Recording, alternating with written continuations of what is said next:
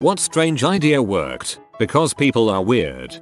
Grey Goose vodka wasn't selling well, so they just tripled the price and sales went through the roof. Everybody thought, it's more expensive, it must be better and really fancy.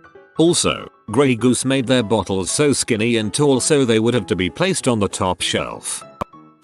Captain Cook noticed one day at port that sailors debarking from Spanish vessels weren't suffering from scurvy like sailors on British ships were. He couldn't figure it out until one day he noticed the food rations being loaded onto the Spanish ships and saw that sauerkraut were a part of their meal plans while at sea, whereas they were completely absent from British meal plans and diets in general. How do you get someone to eat sauerkraut while at sea if it is not part of their diet? You introduce it into the officers' meals only, of course. And then you have the officers dine next to the rest of the rank and file, where everyone can see the officers eating sauerkraut which they cannot have. From there, you wait for the rest of the sailors to ask why they can't have the new mystery food, and then you agree to compromise and allow all sailors to have sauerkraut once per week, as a reward for a diligent week's work.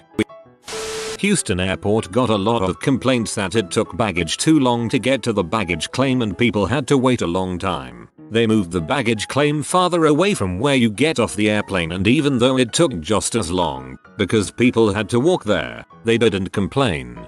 It's why elevators tend to have shiny surfaces in the waiting areas. If you put a mirror by an elevator, people don't worry as much about wait times because they can look at themselves. That Goat Simulator game took off. Didn't see that one coming. The concept of, if you want to know the correct answer to something, put out a wrong answer instead of asking for the real answer. People are more likely to correct your mistake than answer your question. Yeah, I think it's called Poe's law. Googling the number 241,543,903 will result in tons of images of people with their heads in freezers. Somebody out there had a dream, and now it's a reality. Googling 4,636,228,756 results in the same, except this time it's washing machines. Making cake mixes require more work, increased sales. Betty Crocker cake mixes weren't selling well when they were first introduced. Women felt that because they weren't doing anything other than adding water that they weren't working hard enough. The company then made it so you had to add eggs as well, and they started flying off the shelves. A man decided he was going to try to get to house by making a series of trades that started with him trading one red paperclip. He succeeded in his quest to trade from a paperclip to a house. Looking at the list, there are some really odd trades that make you think, what the frick, why? Howard Stern made a fortune talking to strippers on the radio where you can't see them. Clicker Games.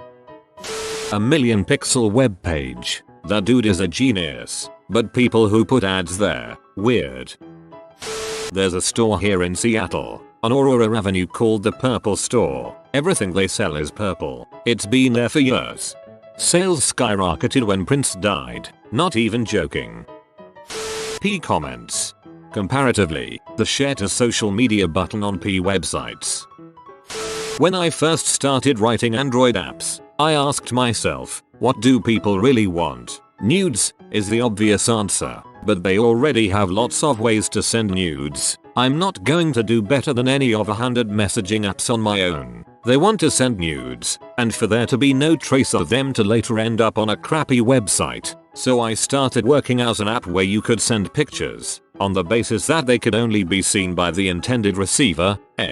But the more I thought about it, the more I realized this just isn't a solvable problem. Sure, maybe I could override the screenshot functionality. They could still just take a picture of their phone screen with some other camera. Can't be done, I says to myself. And I forget about it. The next year, Snapchat blew up. Turns out people don't need actual security. Out of sight, out of mind is nothing. But it's enough. That had not occurred to me.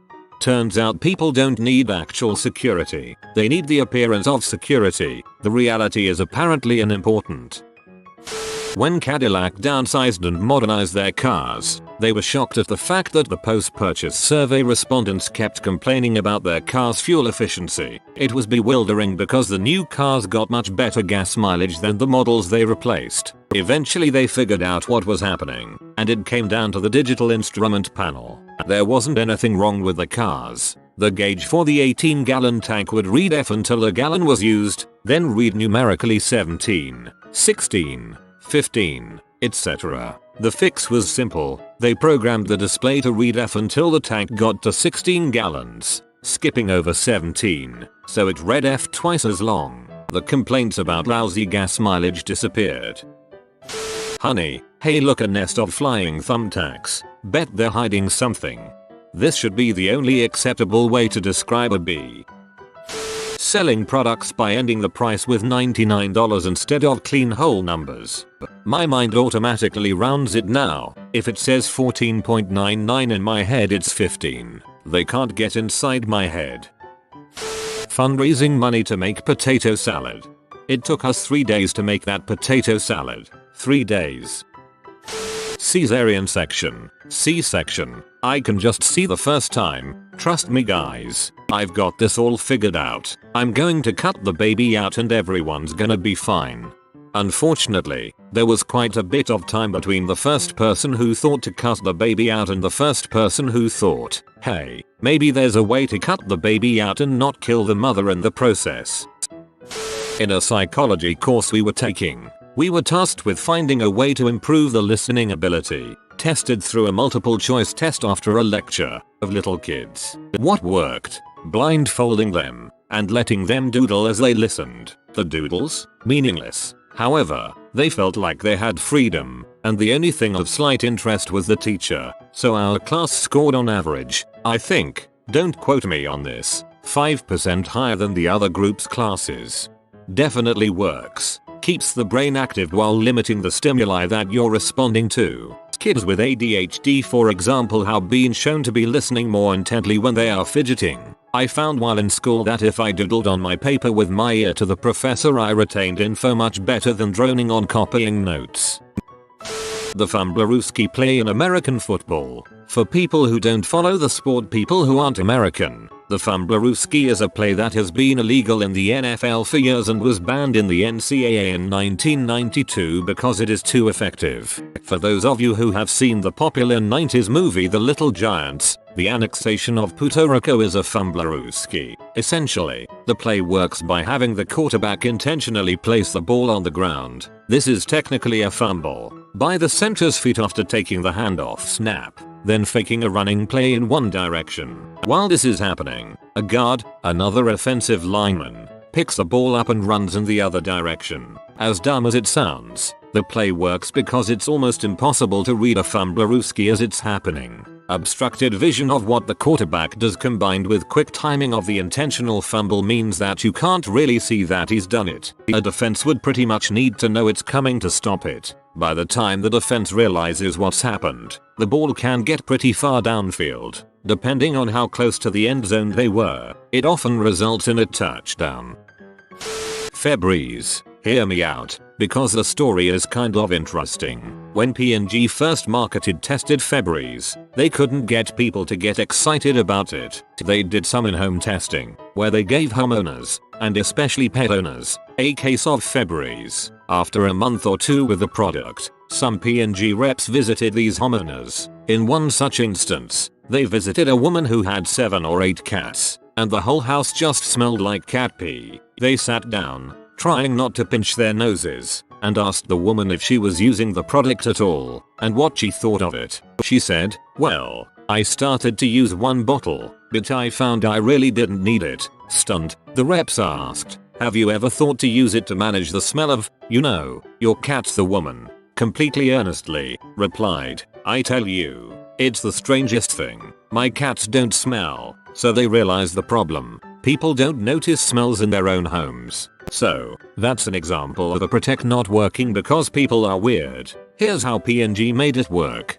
Not to be defeated by silly consumers claiming they didn't need their product, P&G conducted further research. What they found was that people were much more likely to use Febreze if it was part of a routine. so they marketed it as part of a cleaning process. February is after vacuuming. February is after making the bed, etc. Needless to say, it worked. And while people today will use Febreze as the primary method of cleaning their home, P&G had to exploit a human weirdness in order to get people to buy it in the first place.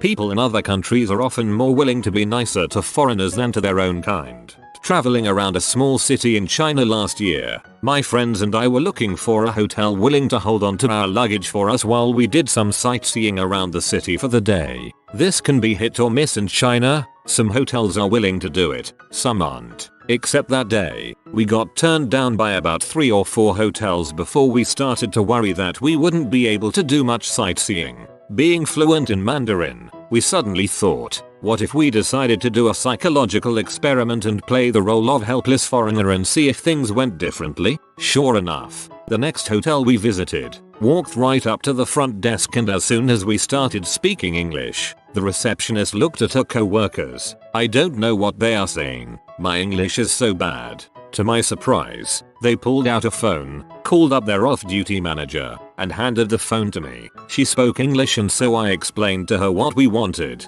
She immediately said yes, of course we can hold on to your luggage for you. Enjoy your time sightseeing. This experience alone speaks volumes, but I've seen plenty of other stuff in my travels to suggest that locals can be downright nasty to their own countrymen sometimes. And those same people often are willing to pull out all the stops to accommodate foreign visitors. I have no idea why this is. Probably due to the perceived helplessness of being a foreigner somewhere else leads to the locals being empathetic to your situation. If you are seen as a local or whatever, then most people will say you should have been responsible and had a plan beforehand. Wikipedia. It took a long time to become a high quality source, but the desire of people to correct misinformation is so strong that once there was a high volume of information, the quality gradually surpassed that of traditional encyclopedias. It's amazing that it worked. I remember writing most of the article on Jackalope and a good chunk of the one on mosh pits back in 2003 when they were both stubs. Giving your credit card info and address to a website online in hopes they send a product to your house in a short period of time. I still remember as a kid convincing my mom to let me use her card to make the family's first online purchase, a pinball game. She was so resistant and paranoid to put her info out there, and dad was actually mad after and was convinced we'd been scammed for a week until the game actually came. Cooking shows. It makes sense now, but when they launched, they were lambasted by everyone, because in the pre-DVR era, who would be able to follow along in real time? Of course, the whole thing makes sense now because it's more of an educational approach than an interactive one, but at the same time, it also feels like a great tease to the audience. So, you want me to pay for a show where we film you cooking food the person doesn't eat, and you talk to them via the camera how tasty it is, and you don't pause to have them follow along, and you speed up the cook and prep times so a 3-hour recipe looks like it takes 22 minutes. That sounds like a strip club for food, without the benefit of touch or smell.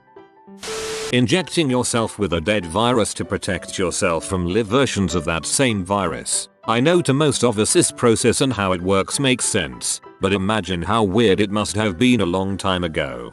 Body, I have found a dead enemy. Reverse engineer it to kill living enemy. Twitch plays Pokemon. Taking Bikini Bottom and pushing it somewhere else. The Snuggie, it's just putting a bathrobe on backwards. Not a fan of it, but apparently it's great for people that have to use wheelchairs. It doesn't slip like a blanket, covers a lot of the body easily while still allowing use of hands, doesn't have the discomfort of a thick collar or backwards sleeves that just wearing a robe backwards has, and is easier to remove for users and caregivers than coats or robes worn frontwards.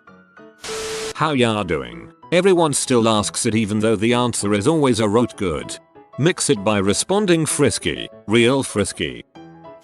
Look, you take the stuff that comes out of the gland near this beaver's butt, then, you add it to food and it tastes just like vanilla. Don't ask how I found out, just do it. Requesting things based on your username. You have been visited by the romantic doggo. Comment love is magic so you never fall in the friend zone. If you are new to the channel, you can subscribe. I publish new videos every day. Until then, check another video, or don't. Either way, have a great day you magnificent people.